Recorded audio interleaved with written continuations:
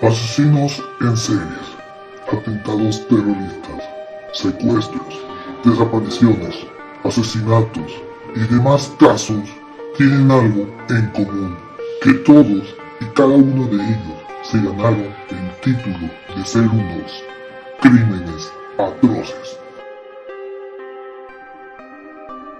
Bienvenidos sean a Crímenes Atroces, el podcast donde cada semana yo, Santiago Quiroz y Abato, les contaré a todos ustedes los casos de crimen real más atroces, macabros, mediáticos, terroríficos y sanguinarios que han marcado la historia de la humanidad. Bienvenidos sean al episodio 42, el último episodio del año 2023.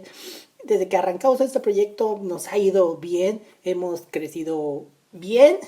Nos faltan muchos temas por tocar, pero eso ya los veremos el año pasado. Pero bueno, feliz porque estoy en el episodio 42. Espero que hayan disfrutado y se hayan aterrado, pero sobre todo la hayan escuchado en familia, el episodio 41 de David Berkowitz, porque es bueno de la Navidad, de reunirse en la casa con los papás y todos para escuchar un tema de terror. Pero bueno, para cerrar el año contaremos este caso que no conté hace unos cuantos meses cuando inicié el proyecto, pero quería dejarlo para este año. Así que empecemos con el caso de hoy, que ya cumple exactamente este año, ya cumplió 30 años este caso de lo ocurrido. Pero bueno, ustedes sabrán de qué caso voy a hablar. Está el título en la portada, pero ahora sí voy a decir de qué trata. El 24 de mayo de 1993, el Aeropuerto Internacional de Guadalajara fue testigo de uno de los asesinatos más terribles que se haya registrado en contra del clérigo mexicano. Este caso está lleno de preguntas, ya que el reporte oficial dice que la víctima murió en fuego cruzado, pero otros afirman que fue planeado. Así que hoy les contaré el caso del asesinato del cardenal Posadas. ¿Sí? Algo que tristemente sigue ocurriendo en México, con miles de sacerdotes asesinados por culpa de grupo de crimen organizado. No voy a dar más detalle porque son muchos casos, pero este sin duda es el más famoso por lo que pasó y por lo que le contaré más adelante. Bueno, Juan Jesús Posadas Ocampo nació el 11 de noviembre de 1926 en Salvatierra, Guanajuato. Desde muy joven sintió el llamado al sacrificio y fue ordenado como sacerdote el 23 de septiembre de 1950 para la arquidiócesis de Morelia. Luego, en 1970, fue nombrado obispo de la diócesis de Tijuana por el Papa Pablo VI. En 1982 fue designado obispo de la diócesis de Cuernavaca y en 1987 de la arquidiócesis de Guadalajara. O sea, el último cargo fue el de arzobispo de Guadalajara. Fue creado cardenal el 28 de junio de 1991 por el Papa Juan Pablo II. Luego, el Santuario de los Mártires de Cristo, que fue construido en honor a los mártires de la Guerra Cristera, una cosa que ocurrió en México que casi nadie cuenta, fue originalmente planeado por el cardenal Posadas. Proyecto que quedó detenido cuando fue asesinado a tiros en el aeropuerto de Guadalajara en 1993. También fue Monseñor Posadas quien inició las gestiones para la canonización de los primeros 25 mártires, ceremonia que tuvo lugar en el año 2000. Hasta aquí sabemos un poco de Juan Jesús Posadas Ocampo. No encontré demasiada información porque... Pero vamos con lo importante que fueron los hechos. La tarde del 24 de mayo de 1993, es decir, ya hace 30 años, el cardenal Juan Jesús Posadas Ocampo se dirigió al Aeropuerto Internacional Miguel Hidalgo en Guadalajara para recibir al nuncio apostólico Girolamo Pirillone,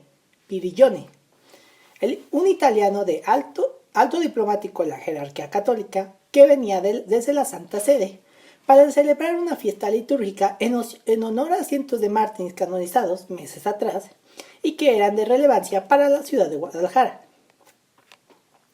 Era un compromiso importante, porque México recién había establecido sus relaciones con la Santa Sede, interrumpidas desde hace más de 100 años de desavenencias desde que Benito Juárez había confiscado propiedades eclesiásticas a mediados del siglo XIX y se granjeó el repudio feroz del Vaticano.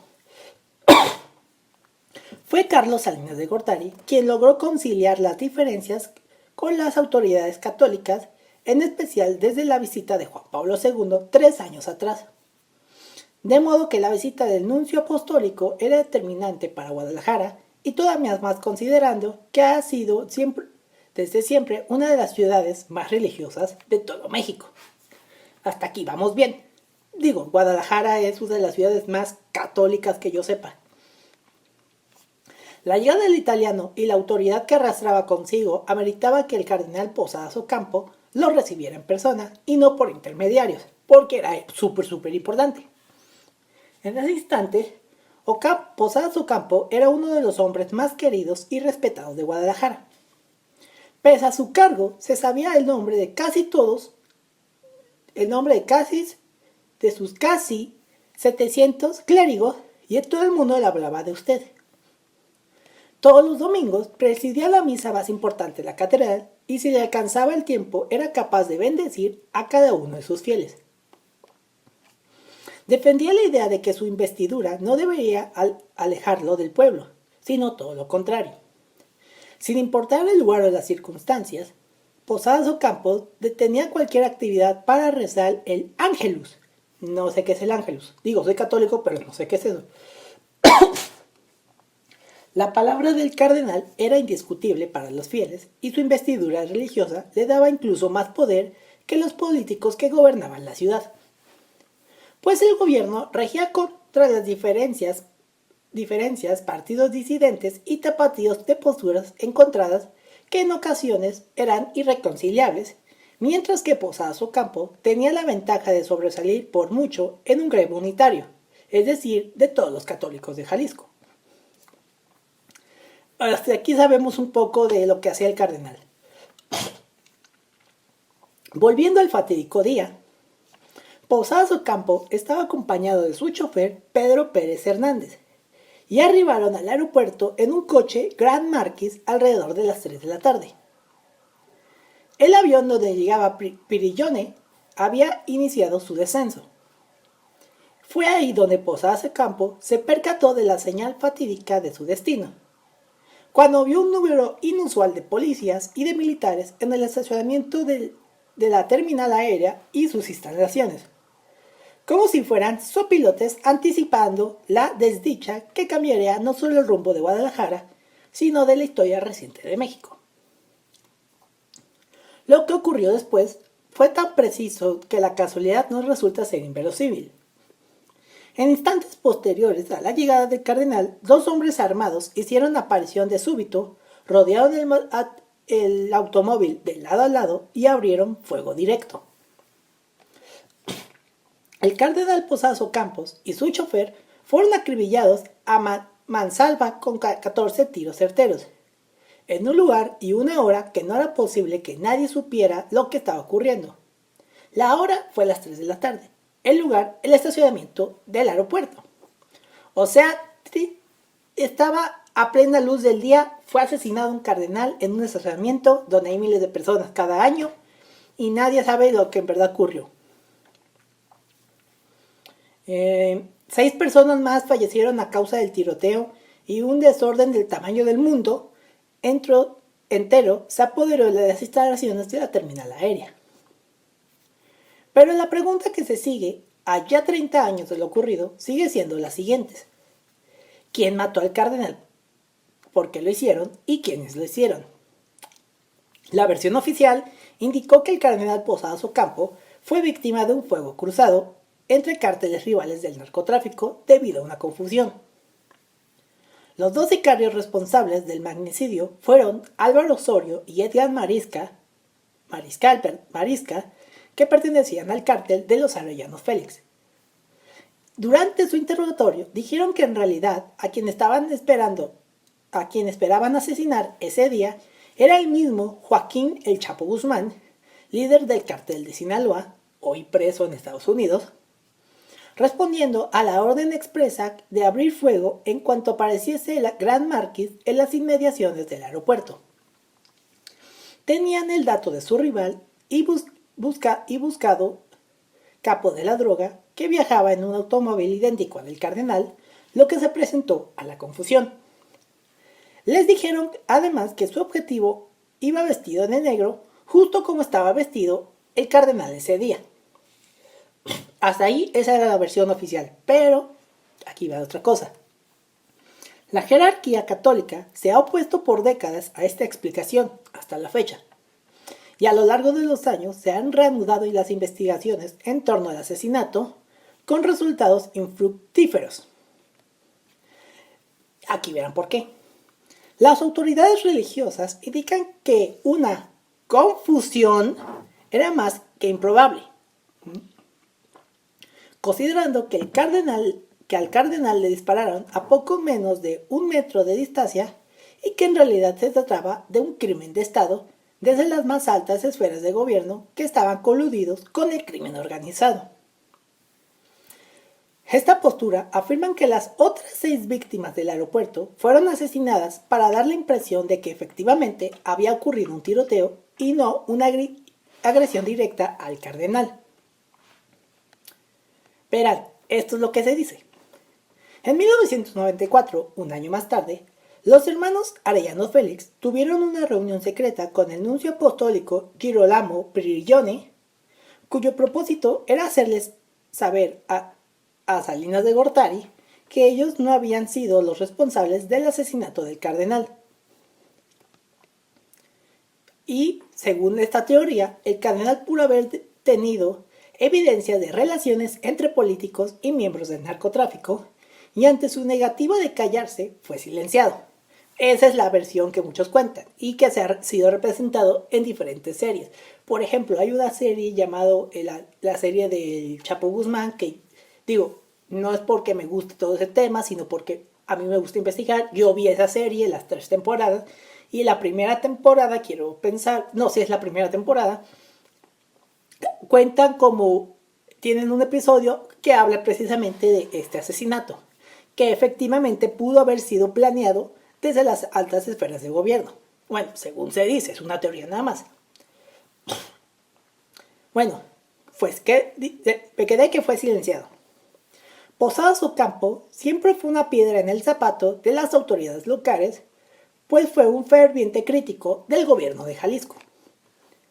Porque en 1992, un año antes, había hecho suyos los reclamos de los tapatíos después de las explosiones de Guadalajara y le exigió al gobernador de Jalisco de aquel entonces, Guillermo Cosío Vidaurri, que renunciara a su cargo por su pésima gestión ante la tragedia. Esta versión del cardenal disidente se ha reforzado en la cultura popular, donde en diversas películas y series retratan el homicidio como un crimen de Estado, por ejemplo la serie del Chapo Guzmán. Además de que era un momento en el que el narcotráfico no tenía relevancia verdadera en el día a día en México. O sea, antes no era tan fuerte el narcotráfico en México como lo es hoy en día. El homicidio del cardenal cambiaría eso para siempre, cuando los mexicanos comprendieron la magnitud del crimen organizado y de lo que éste era capaz. Hasta entonces, el nombre del Chapo Guzmán ni siquiera tenía un lugar relevante en los medios de comunicación. Apenas unos años más tarde, sería uno de los hombres más buscados del mundo. Perdonen. Según varios testigos que se encontraban en el aeropuerto ese día, recuerden que había una presencia inusual de policías y militares en la zona, como se los comenté al principio, casi al principio. Muchos minutos antes de la tragedia, según cuentan los testigos, las autoridades encerraron a las personas dentro de los baños de las instalaciones sin explicación alguna, y fue en aquel encierro que resonó el tiroteo cercano que acabó con la vida del cardenal. Según lo que comenta una madre que estuvo en el aeropuerto, dijo, cito, "Eso ya estaba planeado". El doctor Mario Rivas Sousa, médico forense prestigiado y de gran renombre en la Universidad de Guadalajara, y que documentó más de 100.000 autopsias, fue uno de los muchos que contradijeron la versión histórica de los hechos. Cuando fue entrevistado por los reporteros en cuanto al fuego cruzado, indicó que, cito, los disparos no fueron directos, fueron directísimos, y que al cardenal Posadas Ocampo no se le realizó una autopsia por una orden directa del mismísimo presidente de la República, Carlos Salinas de Gortari. O sea, fue otra cosa que Carlos Salinas de Gortari encubrió. Pero ya pasaron 30 años de este terrible acontecimiento en contra de un miembro del Clérigo de México, y aún con nueva información, pasarán años hasta que por fin alguien nos diga sobre lo que pasó realmente ese día. Y bueno, este fue el caso, muy corto, la verdad, perdonen, del asesinato del cardenal Juan Jesús Posadas Ocampo, un miembro del clérigo importante que solo quería mejor para su ciudad y posiblemente para el país. Y sí, este episodio fue cortito, ya que intenté encontrar demasiada información, pero no pude tener acceso a los archivos de este caso por no sé qué razón. Pero bueno, espero que les haya gustado este episodio, un episodio para cerrar el año 2023. Esperemos que en el 2024 tengamos más casos, más seguidores y más cosas nuevas, que esperemos que así sea.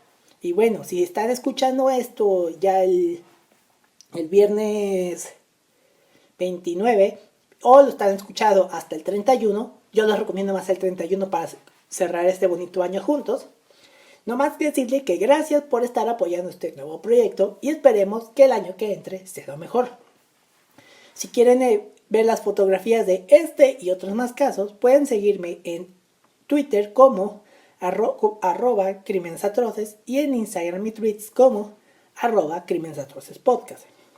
Y si me quieren seguir y ser mis amigos, sugerirme algunos temas y demás, pueden encontrarme en Twitter como arroba santqs99 y en Instagram y tweets como arroba santiqs99. Yo con esto me despido, nos vemos y nos escuchamos el próximo año. Hasta la próxima, muchas gracias. Asesinos en series, atentados terroristas, secuestros, desapariciones, asesinatos y demás casos tienen algo en común, que todos y cada uno de ellos se ganaron el título de ser unos crímenes atroces.